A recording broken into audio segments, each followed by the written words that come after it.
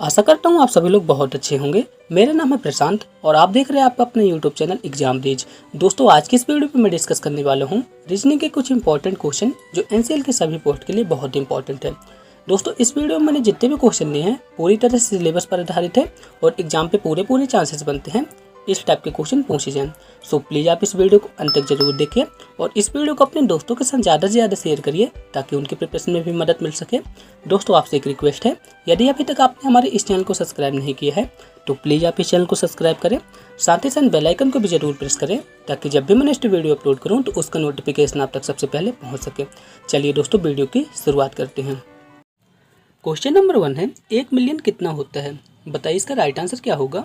Previous year पे काफ़ी बार पूछा गया क्वेश्चन है और मुझे उम्मीद है आप सभी लोग इसका राइट आंसर देंगे। तो इसका राइट आंसर रहेगा 1 मिलियन 10 लाख के बराबर होता है। ऑप्शन नंबर ए इसका राइट आंसर रहेगा। चलिए नेक्स्ट क्वेश्चन की ओर चलते हैं। नेक्स्ट क्वेश्चन है, एक साधारण वर्ष में विषम दिनों की संख्या कितनी होती है? बताइए इसका राइट आंसर क्या हो सकता है। तो इसका राइट आंसर रहेगा एक साधारण वर्ष में विषम दिनों की संख्या होती है 1। ऑप्शन नंबर ए इसका राइट आंसर रहेगा। आप सोच रहे होंगे कैसे आया है। तो एक साधारण वर्ष में कितने दिन होते हैं? एक साधारण वर्ष में होते हैं 365 दिन। यदि हम 365 में 7 का भाग लगाते हैं, यदि हम 365 में 7 का भाग दे देते हैं तो शेषफल कितना आता है? शेषफल आता है अपना 1 और यही अपना विषम दिन कहलाता है।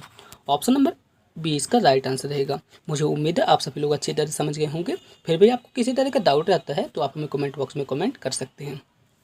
नेक्स्ट क्वेश्चन है, निम्न में से कौन सा दिन शताब्दी का अंतिम दिन नहीं हो सकता? बताइए इसका राइट आंसर क्या हो सकता है। मोस्ट इंपॉर्टेंट क्वेश्चन है और एग्जाम पे पूछे जाने के पूरे चांसेस हैं। तो इसका राइट आंसर रहेगा किसी भी शताब्दी का अंतिम दिन नहीं हो सकता है मंगलवार। ठीक है, मंगलवार जो है तो किसी भी शताब्दी का अंतिम दिन नहीं हो सकता है। ऑप्शन नंबर ए इसका राइट आंसर रहेगा। चलिए नेक्स्ट क्वेश्चन की ओर चलते हैं। नेक्स्ट क्वेश्चन है, यदि किसी घड़ी में 3 बज रहे हैं तो दर्पण में कितना बजा हुआ दिखाई देगा? बहुत ईजी क्वेश्चन है, आप सभी लोग ध्यान से समझिएगा। जैसे कि यहाँ पे एक घड़ी बनी हुई है और इस घड़ी पे 3 बजी हुई है तो हमने घड़ी बना दिया और यहाँ पे हमने यहाँ पे समय बता दिया कि इस घड़ी पे 3 बजे हुई है। अब इसके बाद क्वेश्चन पे क्या बोल रहा है, दर्पण में कितना बजा हुआ दिखाई देगा। सपोज दैट यहाँ पे एक दर्पण बना हुआ है, अपने को बताना है कि दर्पण में कितना बजा हुआ दिखाई देगा। तो यहाँ पे भी एक घड़ी बना दी हमने, 12, 6, यहाँ पे 9 आ जाएगा और यहाँ पे 3 आ जाएगा। तो आप सभी लोग जानते होंगे दर्पण में हमेशा वस्तुएं उल्टी बनती है। तो जैसे यहाँ पे 3 बजा है तो यहाँ पे कितना बज जाएगा? 9 बज जाएगा। ऑप्शन नंबर ए इसका राइट आंसर रहेगा। दोस्तों इस टाइप के क्वेश्चन को सॉल्व करने के लिए बहुत ही इजी ट्रिक है। यहाँ पे क्या बोला है, यदि किसी घड़ी पे 3 बज रहे हैं तो दर्पण में कितना बजा हुआ दिखाई देगा। यानी कि हमें दर्पण के प्रतिबिंब वाला समय ज्ञात करना है। जब भी हमें प्रतिबिंब का समय ज्ञात करना होता है तो हम क्या करते हैं, 12 में से हमेशा घड़ी के समय को घटा देते हैं। तो हमने यहाँ पे लिख दिया प्रतिबिंब का समय बराबर 12 में से हमेशा घड़ी के समय को घटा देते हैं। बस इसका आंसर आ जाएगा। तो यहाँ पे आप 12 में से घड़ी के समय को घटा दीजिए, इसका आंसर आ जाएगा। तो यहाँ पे क्या करते हैं, यहाँ पे लिखते हैं प्रतिबिंब का समय बराबर 12 माइनस घड़ी का समय कितना है, घड़ी का समय है 3। तो बस आप इसे घटा दीजिए। तो इसको आप घटाएंगे तो यहाँ पे कितना आ जाएगा? 9 आ जाएगा। यानी कि ऑप्शन नंबर ए इसका राइट आंसर रहेगा। मुझे उम्मीद है आप सभी लोग समझ गए होंगे। चलिए नेक्स्ट क्वेश्चन की ओर चलते हैं। नेक्स्ट क्वेश्चन है, यदि किसी घड़ी में 10-15 बज रहा है तो यदि किसी दर्पण के सामने जब इसे रखा जाए तो दर्पण के प्रतिबिंब में कितना बजा हुआ प्रतीत होगा? बहुत ईजी क्वेश्चन है, हूबहू पहले वाले क्वेश्चन की तरह से है और इस क्वेश्चन पे भी हमें प्रतिबिंब के समय को ज्ञात करना है। और अभी मैंने बताया था जब भी प्रतिबिंब का समय ज्ञात करना होता है तो 12 में से हमेशा घड़ी के समय को घटा देते हैं। तो चलिए इस क्वेश्चन को भी सॉल्व करते हैं। यहाँ पे क्या बोला, प्रतिबिंब का समय हमें ज्ञात करना है तो हमने लिख दिया प्रतिबिंब का समय और इसके बाद क्या बोला है, 12 में से हमेशा घड़ी के समय को घटा देते हैं। घड़ी का समय यहाँ पे कितना है? 10:15। ठीक है, तो इसे आप घटा दीजिए। तो इसे घटाएंगे तो कितना आ जाएगा? इसको घटाएंगे तो अपना 1:45 आ जाएगा। ऑप्शन नंबर सी इसका राइट आंसर रहेगा। नेक्स्ट क्वेश्चन है, यदि किसी घड़ी के अंकों में 1 को L से, 1 को हमेशा किससे दर्शाते हैं? L से। इसके बाद 2 को M से, 2 को दर्शाता है M से।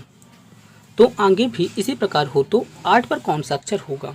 ठीक है, आप सभी लोग बताएंगे कि अल्फ़ाबेट पे L कौन से नंबर पे आता है। तो अल्फ़ाबेट पे एल हमेशा 12वें नंबर पे आता है और एम कौन से नंबर पे आता है, 13वें नंबर पे आता है। यदि हम एक में क्या जोड़ने की 12 आ जाए, एक में यदि हम 11 जोड़ देते हैं तो कितना आ जाता है, 12 आ जाता है। इसी प्रकार हम 2 में यदि 11 जोड़ देते हैं तो कितना आ जाता है, 13 आ जाता है। सेम टू सेम यदि हम 8 में 11 जोड़ देंगे तो कितना आ जाएगा, 19, और 19 में अक्षर पे क्या आता है, ऐसा आता है। ऑप्शन नंबर ए इसका राइट आंसर रहेगा। दोस्तों इस टाइप के क्वेश्चन को बस आप ओपन माइंडेड सॉल्व करिएगा, ऑटोमेटिक आंसर आ जाएगा। नेक्स्ट क्वेश्चन है, यदि किसी निश्चित भाषा में SPACE को TQBDF लिखा जाता है तो उसी भाषा में PURSE को क्या लिखा जाएगा। बहुत इजी क्वेश्चन है, बस आप इस क्वेश्चन को ध्यान से समझिएगा। यहाँ पे क्या है, SPACE,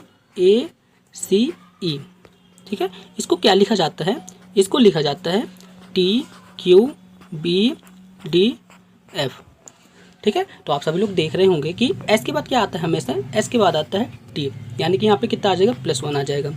पी के बाद हमेशा क्या आता है, पी के बाद हमेशा आता है क्यू, यहाँ के यानी कि यहाँ पे भी +1 आ जाएगा। ए के बाद हमेशा क्या आता है, बी आता है, यानी कि यहाँ पे भी +1 आ जाएगा।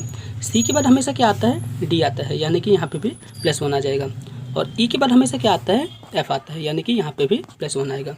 तो आप सभी लोग देख रहे होंगे इन सभी लेटर पे एक एक जुड़ रहा है। यदि हम इस वर्ड पे भी एक एक लेटर को जोड़ देते हैं तो इसका राइट आंसर आ जाएगा। तो यहाँ पे क्या है, PURSE। यदि हम इसमें एक एक जोड़ देते हैं तो कितना आ जाएगा, एक यहाँ पे भी, एक यहाँ पे भी और एक यहाँ पे भी। तो आप सभी लोग बताएं पी के बाद क्या आता है, पी के बाद आता है क्यू, यू के बाद क्या आता है, भी आता है, आर के बाद क्या आता है, एस आता है, एस के बाद क्या आता है, टी आता है, और ई के बाद क्या आता है, एफ आता है, यानी कि QVSTF इसका राइट आंसर रहेगा। कौन से ऑप्शन पे है, ऑप्शन नंबर सी इसका राइट आंसर रहेगा। चलिए नेक्स्ट क्वेश्चन की ओर चलते हैं। नेक्स्ट क्वेश्चन है, यदि a बराबर 1, AND बराबर 19 तब BAT बराबर क्या होगा। दोस्तों जब भी इस टाइप के क्वेश्चन आते हैं तो इस टाइप के क्वेश्चन को सॉल्व करने के लिए आपको अल्फ़ाबेट के नंबर याद होने चाहिए। जैसे यहाँ पे क्या बोला है, यदि यहाँ पे बोला है कि a बराबर 1, एंड को क्या लिखा जाता है, एंड को लिखा जाता है 19। तो आप सोच रहे होंगे यहाँ पे 19 कैसे आ गया। तो यहाँ पे a बराबर कितना दिया है, 1 दिया है, ठीक है। अल्फ़ाबेट पे n कौन से नंबर पे आता है, 14 नंबर पे आता है, और d कौन से नंबर पे आता है, 4 नंबर पे आता है। यदि आप इन तीनों को जोड़ देंगे तो यहाँ पे कितना आ जाएगा, 19 आ जाएगा। यानी कि अपने को पता चल गया कि इन लेटर को जोड़ना होता है। तो यहाँ पे क्या लिखा है, यहाँ पे लिखा है BAT, ठीक है। तो आप सभी लोग बताएं बी कौन से नंबर पे आता है, अल्फ़ाबेट पे दूसरे नंबर पे आता है, ए कौन से नंबर पे आता है, पहले नंबर पे आता है, और टी आता है 20वें नंबर पे। यदि हम तीनों को जोड़ देंगे तो यहाँ पे कितना आ जाएगा, 23 आ जाएगा, 23। ऑप्शन नंबर सी इसका राइट आंसर रहेगा। मुझे उम्मीद है आप सभी लोग अच्छी तरह से समझ गए होंगे। फिर भी आपको किसी तरह का डाउट रहता है तो आप हमें कमेंट बॉक्स में कमेंट कर सकते हैं। नेक्स्ट क्वेश्चन है, यदि पुस्तक को घड़ी, घड़ी को बैग, बैग को शब्दकोश तथा शब्दकोश को खिड़की कहें तो पुस्तक ले जाने के लिए किसका प्रयोग करेंगे। आई रिपीट, पुस्तक को क्या कहते हैं, घड़ी कहते हैं, घड़ी को क्या कहते हैं, बैग कहते हैं, बैग को शब्दकोश कहते हैं, शब्दकोश को खिड़की कहें तो पुस्तक ले जाने के लिए किसका प्रयोग करेंगे।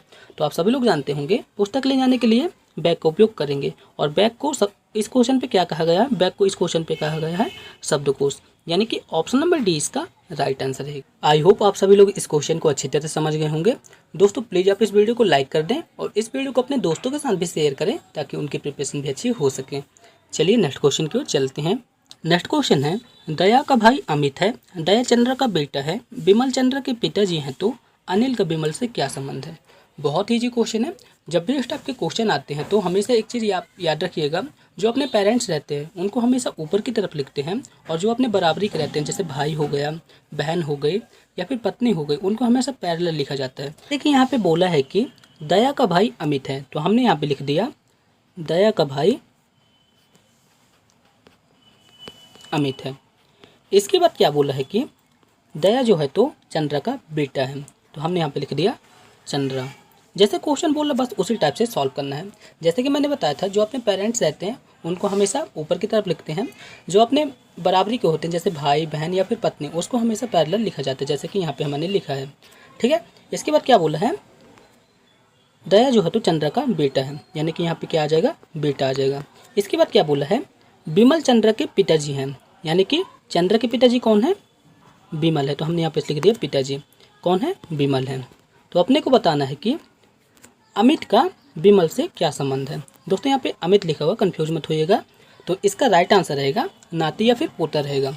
ठीक है, तो अमित का विमल से पोता का संबंध है। ऑप्शन नंबर डी इसका राइट आंसर रहेगा। आई होप आप सभी लोग अच्छी तरह समझ गए होंगे। चलिए नेक्स्ट क्वेश्चन की ओर चलते हैं। नेक्स्ट क्वेश्चन है, ए बी का भाई है, बी सी का भाई है, सी डी का पति है, ई ए का पिता है, तो डी का ई से क्या संबंध है। बहुत ही इजी क्वेश्चन है और प्रीवियस ईयर पे काफ़ी बार पूछे गए क्वेश्चन है। तो चलिए इन क्वेश्चन को भी सॉल्व करते हैं। दोस्तों अभी मैंने आपको एक ट्रिक बताई थी कि जो भी अपने पेरेंट्स रहते हैं उनको हमेशा ऊपर की तरफ, और जो अपने भाई बहन या फिर पत्नी होते हैं उनको हमेशा पैरेलल लिखा जाता है।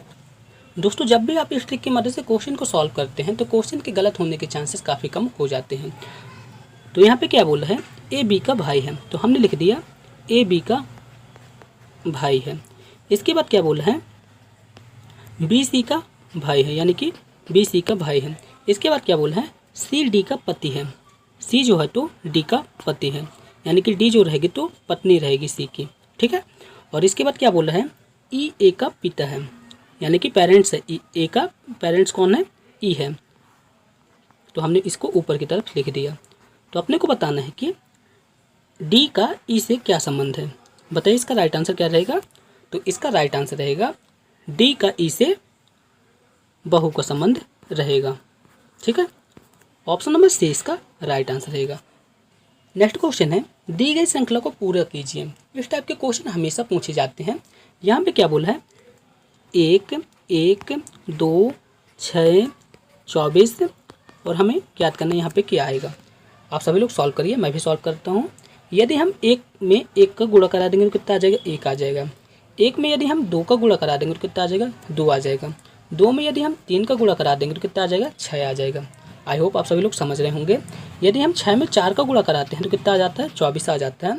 उसी प्रकार हम 24 में 5 का गुणा करा देंगे तो यहाँ पे कितना आ जाएगा, 120। ऑप्शन नंबर ए इसका राइट आंसर रहेगा। इस क्वेश्चन में भी हमें इस श्रृंखला को पूरा करना है। जैसे यहाँ पे दिया है 11 12 17 18 23, और यहाँ पे कितना दिया है, 24 दिया है। आप सभी लोग सॉल्व करिए, मैं भी सॉल्व करता हूँ। यदि हम 11 में 1 को जोड़ देते हैं तो कितना आ जाता है, 12 आ जाता है। ठीक है, यदि हम 12 में 5 को जोड़ देते हैं तो कितना आ जाता है, 17 आ जाता है। एक बार फिर से हम यदि 17 में 1 को जोड़ देते तो कितना आ जाता है, 18 आ जाता है। और 18 में यदि हम 5 को जोड़ देते हैं तो कितना आ जाता है, 23 आ जाता है। उसी प्रकार 23 में हम यदि 1 जोड़ देते हैं कितना आ जाता है, 24 आता है। तो आप सभी लोग देख रहे होंगे कि 1 5 1 5 की पुनरावृत्ति हो रही है। तो यदि हम 24 में 5 को जोड़ेंगे तो कितना आ जाएगा, 24 में यदि हम 5 को जोड़ेंगे तो 29 आएगा। ऑप्शन नंबर सी इसका राइट आंसर रहेगा। नेक्स्ट क्वेश्चन है, असंगत शब्द का चयन करना है। इस क्वेश्चन पे हमें असंगत शब्द का चयन करना है। जैसे यहाँ पे दिया है फ्रांस, ब्रिटेन, इंग्लैंड और मंगोलिया। तो आप सभी लोग जानते होंगे जो फ्रांस है, ब्रिटेन है और जो इंग्लैंड है, तो ये यूरोपियन कंट्री के देश हैं, और जो मंगोलिया है वह एशियन कंट्री का देश है, यानी कि मंगोलिया इसका राइट आंसर रहेगा। मंगोलिया जो है तो इन सभी ऑप्शन का असंगत शब्द रहेगा। चलिए नेक्स्ट क्वेश्चन की ओर चलते हैं। इस क्वेश्चन पे भी हमें असंगत शब्द का चयन करना है। जैसे यहाँ पे दिया है उत्तराखंड, सिक्किम, हिमाचल प्रदेश, मणिपुर। बताइए इसका राइट आंसर क्या हो सकता है। तो इसका राइट आंसर रहेगा मणिपुर। आप सभी लोग जानते होंगे कि उत्तराखंड, हिमाचल प्रदेश और सिक्किम जो है तो चीन के साथ सीमा को साझा करते हैं, लेकिन मणिपुर जो है तो सीमा को साझा नहीं करता है, यानी कि ऑप्शन नंबर डी इसका राइट आंसर रहेगा। मणिपुर जो है तो इसका असंगत शब्द रहेगा। नेक्स्ट क्वेश्चन है, पी का पार्श्व प्रतिबिंब क्या होगा। मोस्ट इंपॉर्टेंट क्वेश्चन है और एग्जाम पे पूछे जाने के पूरे चांसेस है। आप सभी लोग सोच रहे होंगे पार्श्व प्रतिबिंब क्या होता है। जैसे यहाँ पे पी लिखा है, यदि हम इसके सामने कोई दर्पण ले आते हैं तो इसका उल्टा हो जाता है, बस यही है पार्श्व प्रतिबिंब। तो पी का पार्श्व प्रतिबिंब क्या होता है, क्यों होता है। ऑप्शन नंबर ए इसका राइट आंसर रहेगा। बहुत इंपॉर्टेंट क्वेश्चन है। क्वेश्चन पे बोला है कि आर पी के पश्चिम में है, तो हमने लिख दिया आर जो है तो पी के पश्चिम में है। इसके बाद क्या बोला है, टी एस के पूर्व में है, टी जो है तो एस के पूर्व में है, तो हमने लिख दिया टी एस के पूर्व में है। तो हमें बताना है आर के सापेक्ष टी किस दिशा में है। बताइए इसका राइट आंसर क्या हो सकता है। तो इसका राइट आंसर रहेगा दक्षिण पूर्व। ऑप्शन नंबर बी इसका राइट आंसर रहेगा। आप सोच रहे होंगे कैसे आया, तो आप सभी लोग जानते होंगे दिशा चक्र पे हमेशा ऊपर की तरफ नॉर्थ, नीचे की तरफ हमेशा साउथ, यहाँ पे ईस्ट और यहाँ पे हमेशा क्या रहता है, वेस्ट रहता है। एक दिशा इसके बीच में से होकर जाती है जिसे कहते हैं नॉर्थ ईस्ट, एक दिशा इसके बीच से होकर जाती है जिसे कहते हैं साउथ ईस्ट, और इसको कहते हैं WN और इनको कहते हैं SW। ठीक है, यहाँ पे W है, आप सभी लोग समझ सकते हैं। तो यहाँ पे R से लेकर T के बीच में कौन सी दिशा पे जा रही है, तो R से लेकर T में जा रही है SE यानी कि दक्षिण पूर्व, यानी कि ऑप्शन नंबर बी इसका राइट आंसर रहेगा। दोस्तों अगर आपको इस वीडियो का PDF प्राप्त करना है तो आप हमारे टेलीग्राम ग्रुप से जुड़ सकते हैं। लिंक मैंने इस वीडियो के डिस्क्रिप्शन में दे दी है, आप वहां से जाके इस वीडियो का PDF प्राप्त कर सकते हैं। दोस्तों मैंने NCL में कंडक्ट कराए जाने वाले सभी एग्जाम के लिए मैथ, हिंदी, इंग्लिश और मॉडल पेपर से रिलेटेड कई वीडियो को बनाया है। यदि आपने उन वीडियो को नहीं देखा है तो प्लीज़ आप उन वीडियो को भी देखें, ये वीडियो आपके लिए बहुत इंपॉर्टेंट है। लिंक मैंने इस वीडियो के डिस्क्रिप्शन में दे दिया है। दोस्तों हमारी यह वीडियो आपको कैसी लगी प्लीज़ कमेंट बॉक्स में बताएं। इस वीडियो को अपने दोस्तों के साथ ज़्यादा से ज़्यादा शेयर करें ताकि उनके प्रिपरेशन भी अच्छी हो सके। मिलते हैं नेक्स्ट वीडियो पे, तब तक के लिए थैंक यू।